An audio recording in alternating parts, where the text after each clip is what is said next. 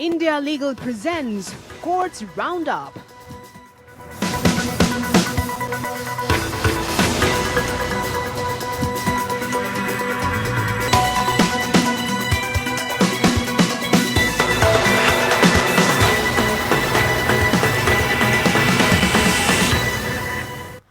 नमस्कार, मैं हूं पूजा कविया घोमा। कोर्ट्स राउंडअप में आपका स्वागत है। इस बुलेटिन में अगले आधे घंटे हम आपको कोर्ट से जुड़े तमाम छोटी बड़ी खबरों से रूबरू करवाएंगे। कोर्ट की कार्यवाही और सुप्रीम कोर्ट से लेकर हाई कोर्ट और लोअर कोर्ट तक के फैसलों को आपके सामने रखेंगे। आगे बढ़ने से पहले एक नजर डालते हैं हेडलाइंस पर। चारधाम सड़क चौड़ीकरण की मांग पर केंद्र के सुप्रीम कोर्ट ने पूछा, क्या अदालत पर्यावरण के आधार पर रक्षा जरूरतों को दरकिनार कर सकती है? केंद्र ने चीन के खतरे का दिया है हवाला।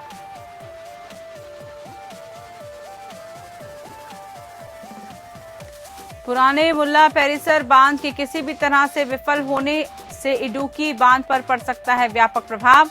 जानमाल का एक खतरा, केरल सरकार ने सुप्रीम कोर्ट को बताया। दिल्ली सरकार की राशन की डोर स्टेप डिलीवरी योजना के क्रियान्वयन के खिलाफ केंद्र ने सुप्रीम कोर्ट में दाखिल की स्पेशल लीव पिटीशन। कहा, राष्ट्रीय खाद्यान्न सुरक्षा कानून में संशोधन किए बिना योजना लागू नहीं हो सकती। दिल्ली उच्च न्यायालय ने 2 नागरिकों के खिलाफ पुलिस की बर्बरता के मामले में नए सिरे से जांच का आदेश देते की अहम टिप्पणी। कहा, कानून लोगों को पुलिस हिरासत में या पूछताछ के दौरान पीटने की इजाजत नहीं देता।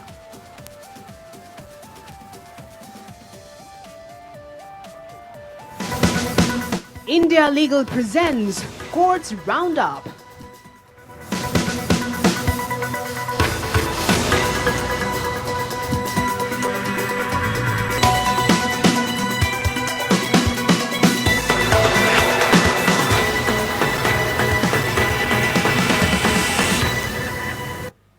चारधाम परियोजना के लिए सड़क के चौड़ाई बढ़ाने के मामले में सुप्रीम कोर्ट में सुनवाई हुई।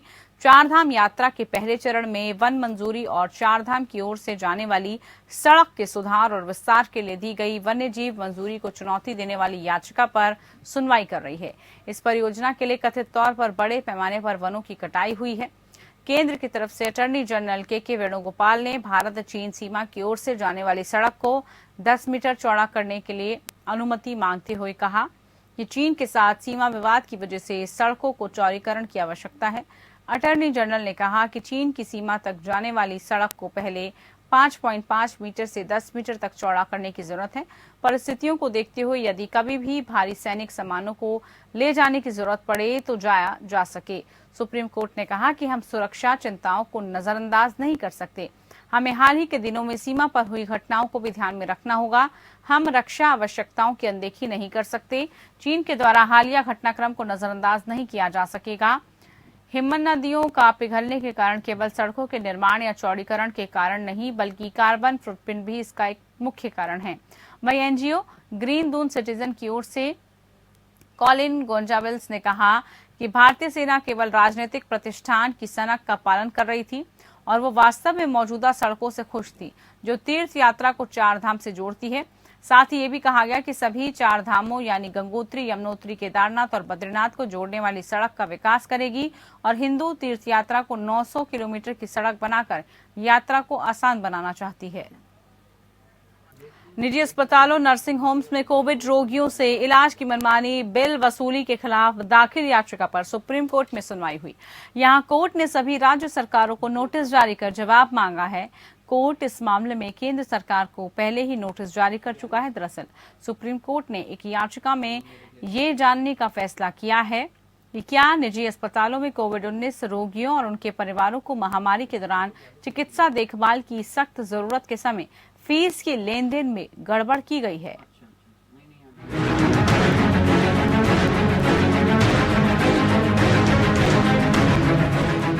सुप्रीम कोर्ट ने उस याचिका पर सभी राज्यों से जवाब दाखिल करने को कहा है जिसमें कहा गया है कि कोविड-19 के समय मरीजों से मेडिकल बिल और अन्य चार्ज जो ज्यादा लिए गए उसकी ऑडिट और जांच के लिए कमेटी का गठन होना चाहिए।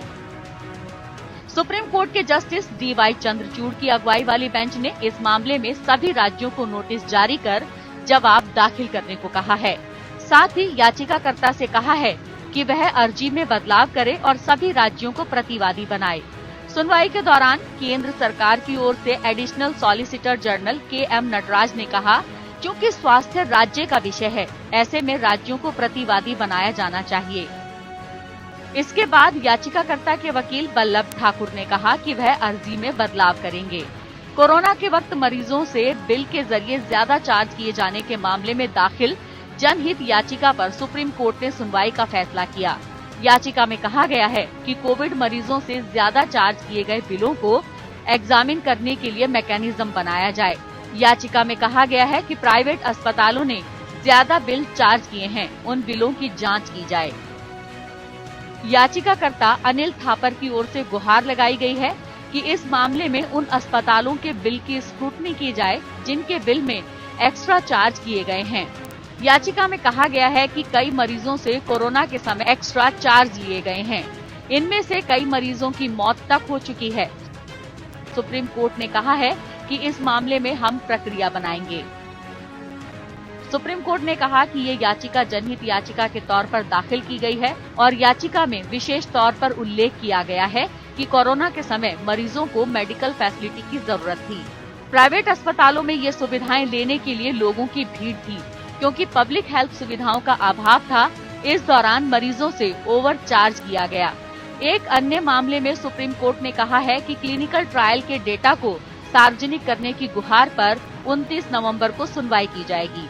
सुप्रीम कोर्ट में अर्जी दाखिल कर वैक्सीन के क्लिनिकल ट्रायल और वैक्सीन के बाद के विपरीत रिएक्शन के डेटा के मामले में पारदर्शिता की गुहार लगाई गई है। Bureau report, APN।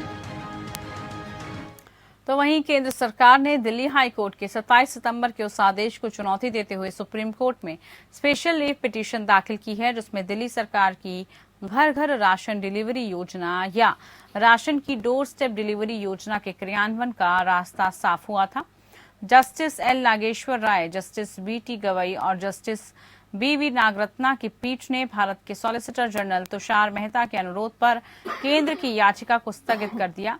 Solicitor general ने बुधवार तक के लिए स्थगन की मांग की। वहीं राष्ट्रीय राजधानी क्षेत्र दिल्ली सरकार की ओर से पेश वरिष्ठ अधिवक्ता डॉक्टर अभिषेक मनु सिंघवी ने कल के लिए कुछ व्यक्तिगत कठिनाई का हवाला दिया। उनके मुताबिक पीठ ने मामले को 12 नवंबर शुक्रवार को सूचीबद्ध किया। दिल्ली उच्च न्यायालय ने 27 सितंबर 2021 को दिल्ली सरकार को दिल्ली निर्देश दिया कि वो सभी उचित मूल्यों की दुकानों के संचालकों को उन कार्ड धारकों की जानकारी दे जिन्होंने घर पर ही राशन प्राप्त करने का विकल्प चुना है। कोर्ट ने ये देखते हुए आदेश पारित किया कि भारी बहुमत ने डोर स्टेप डिलीवरी का विकल्प चुना है। न्यायमूर्ति विपिन सांघी और जसमीत सिंह की पीठ ने स्पष्ट किया कि इसके बाद उचित मूल्य के दुकानदारों को सार्वजनिक वितरण प्रणाली के उन लाभार्थियों को राशन की आपूर्ति करने की जरूरत नहीं पड़ेगी जिन्हें घर पर ही राशन प्राप्त करने का विकल्प चुना है। केंद्र सरकार दिल्ली सरकार की इस योजना पर आपत्ति जताते हुए कहा रही थी कि इसे राष्ट्रीय खाद्य सुरक्षा कानून में संशोधन किए बिना लागू नहीं किया जा सकता।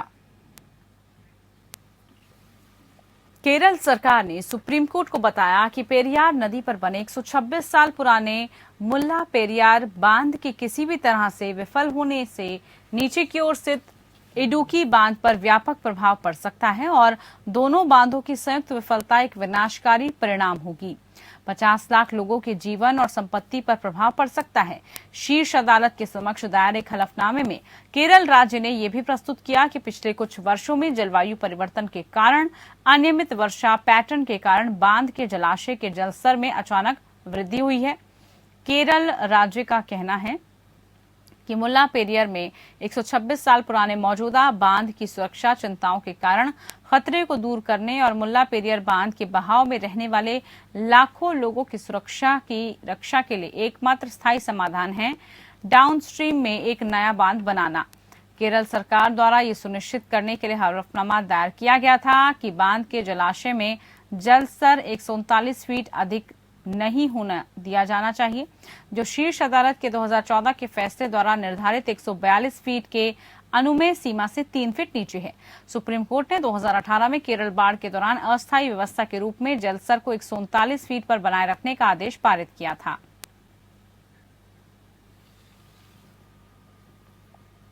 सुप्रीम कोर्ट ने राज्यों द्वारा दिल्ली विशेष पुलिस स्थापना अधिनियम के तहत सीबीआई को उनके क्षेत्रों में काम करने के लिए जरूरी सामान्य सहमति वापस लेने की प्रवृत्ति पर गंभीर चिंता व्यक्त की। न्यायाधीश संजय किशन कौल और एमएम सुंदरेश की पीठ ने कहा कि ये वांछनीय स्थिति नहीं है। इसके साथ ही पीठ ने मामले को देश के प्रधान न्यायाधीश एनवी रमन्ना के पास भेज दिया। अदालत गवाहों को धमकाने और झूठे सबूत गढ़ने से संबंधित एक मामले में 2 वकीलों मोहम्मद अल्ताफ और शेख मुबारक के खिलाफ जम्मू कश्मीर हाईकोर्ट के आदेश के खिलाफ सीबीआई की याचिका पर सुनवाई कर रही थी। सितंबर में शीर्ष अदालत ने सीबीआई को एक हलफनामा दाखिल कर अभियोजन इकाई को मजबूत करने के लिए उठाए गए कदमों का विवरण मांगा था। साथ ही सामने आने वाली बाधाओं की पहचान करने के लिए कहा था। शीर्ष अदालत के आदेश के मुताबिक सीबीआई ने एक हलफनामा दायर किया था जिसमें कहा गया था कि 8 राज्यों पश्चिम बंगाल, महाराष्ट्र, केरल, पंजाब, राजस्थान, झारखंड, छत्तीसगढ़ और मिजोरम ने डीएसपी अधिनियम की धारा 6 के तहत सीबीआई को पहले दी गई सामान्य सहमति को वापस ले लिया। डीएसपीआई अधिनियम की धारा 6 के तहत सीबीआई का गठन किया गया और इस प्रावधान के तहत डीएसपी के एक सदस्य यानी सीबीआई संबंधित राज्य सरकार की सहमति के बिना उस राज्य में अपनी शक्तियों और अधिकार क्षेत्र का प्रयोग नहीं कर सकती। कई गैर भाजपा राज्यों ने सीबीआई से आम सहमति वापस लेने पर आरोप लगाया कि केंद्र सरकार गैर भाजपा शासित राज्यों में राजनीतिक विरोधियों के खिलाफ एजेंसी का दुरुपयोग कर रही है। सीबीआई के हलफनामे में यह भी कहा गया कि क्योंकि सामान्य सहमति वापस ले ली गई है, इसलिए हर मामले में विशिष्ट सहमति लेने की जरूरत पड़ती है। इसमें समय लगता है, ये त्वरित जांच के लिए हानिकारक है। बार काउंसिल ऑफ इंडिया ने बार काउंसिल ऑफ दिल्ली को निर्देश दिया और अनुरोध किया कि वो तुरंत निर्देश दे और सुनिश्चित करे कि दिल्ली के सभी जिला न्यायालय बार एसोसिएशनों के समन्वय समिति जिला न्यायालयों में वकीलों द्वारा 9 नवंबर 2021 को राज्य में न्यायिक कार्य से पूरी तरह से परहेज करने के प्रस्ताव को तुरंत वापस ले। बीसीआई द्वारा लिखे गए पत्र के मुताबिक बीसीआई के संज्ञान में लाया गया कि 30 हजारी कोर्ट के metropolitan magistrate Gajendra Singh Nagar Delhi high court bar association के पूर्व अध्यक्ष राजीव खोसला को एक महिला वकील से मारपीट के आरोप में दोषी करार दिए जाने पर 8 नवंबर को दिल्ली के सभी जिला न्यायालय बार संघों की समन्वय समिति के सर्वसम्मति से प्रमुख के खिलाफ हालिया फैसले में जिला न्यायालयों में 9 नवंबर को काम पर पूरी तरह से रोक लगाने का प्रस्ताव पारित किया। ये भी बीसीसीआई के ध्यान में लाया गया कि इस मुद्दे पर दिल्ली हाईकोर्ट के मुख्य न्यायाधीश के साथ समन्वय समिति द्वारा चर्चा की जाएगी।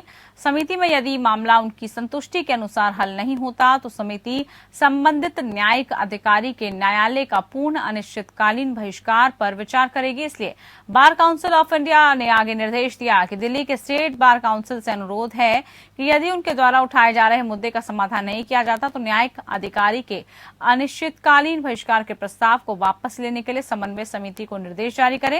बीसीआई के अनुसार लगातार हड़तालें मुद्दे को और जटिल बनाती हैं और अधिवक्ता बिरादरी को कमजोर भी करती हैं, क्योंकि सुप्रीम कोर्ट द्वारा हड़तालों को अवैध माना गया है। ये अधिवक्ताओं से संबंधित होता है जिन्हें अदालत के अधिकारी और न्यायिक तंत्र में एक हिस्से के रूप में माना जाता है। उत्तराखंड में डेलोमाइट खनन मामले में नेशनल ग्रीन ट्रिब्यूनल में आवंटित क्षेत्र से परे गंदगी फैलाने से पर्यावरण को हुए नुकसान के लिए 2 करोड़ रुपए का अंतरिम मुआवजा देने का आदेश दिया। ये देखते हुए कि हिमालय क्षेत्र संवेदनशील और नाजुक है, राज्य सरकार राज्य में खनन कार्यों की समीक्षा कर सकती है।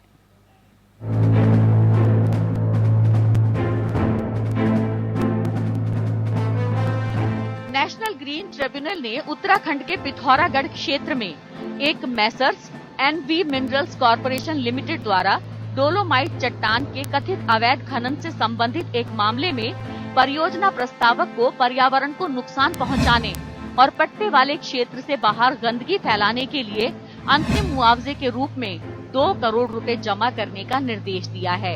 एनजीटी अध्यक्ष न्यायमूर्ति आदर्श कुमार गोयल की अध्यक्षता वाली पीठ का विचार है कि परियोजना प्रस्तावक गड्ढे क्षेत्र से घाटी की ओर फैलने से बचने के लिए निवारक उपाय करने में विफल रहा है।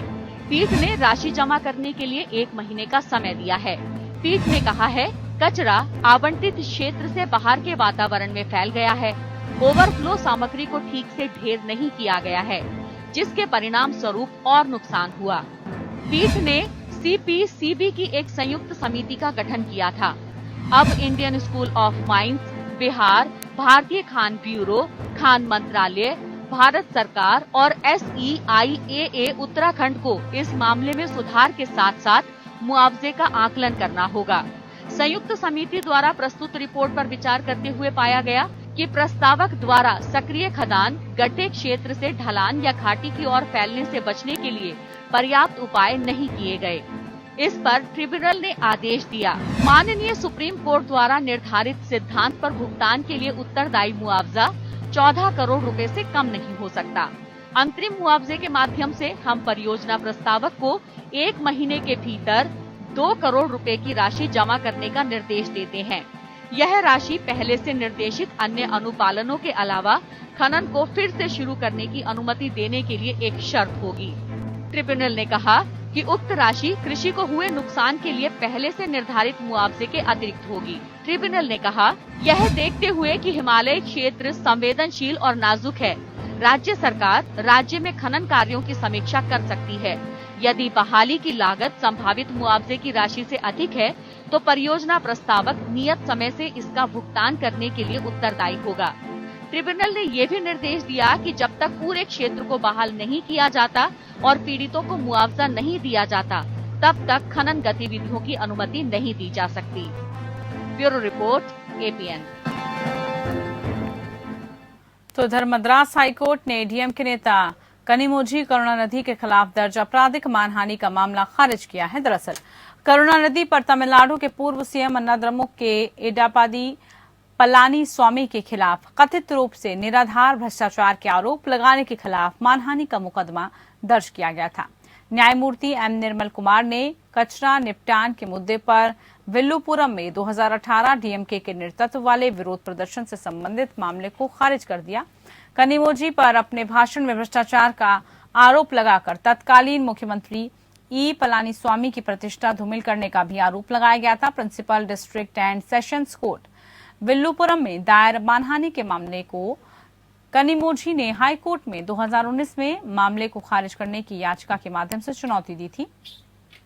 कनिमोझी ने अपने वकील वरिष्ठ अधिवक्ता पी विल्सन के माध्यम से तर्क दिया कि उनके बयानों को संदर्भ से बाहर किया गया है। ये प्रस्तुत किया गया है कि भाषण अन्नाद्रमुक सरकार द्वारा किए गए चुनावी वादों, शासन में व्याप्त भ्रष्टाचार को इंगित करने के लिए कनिमोझी ने सीआरपीसी की धारा 199 के तहत स्वीकृत सरकारी वकील द्वारा दायर की गई शिकायत की सुनवाई को भी चुनौती दी थी और उसने तर्क दिया था कि पूर्व सीएम ने एक राजनीतिक प्रतिद्वंदी के खिलाफ आपराधिक शिकायत दर्ज करने के लिए लोक अभियोजक के कार्यालय का सहारा लेकर उसका दुरुपयोग किया है। एम.के. स्टालिन के नेतृत्व में डीएमके सरकार के सत्ता में आने के बाद अन्नाद्रमुक सरकार की अवधि के दौरान स्थापित आपराधिक मानहानि के मामलों को वापस लेने का आदेश जारी किया गया। मद्रास उच्च न्यायालय ने इसका संज्ञान लिया और कनिमोझी के खिलाफ आपराधिक शिकायत को खारिज किया।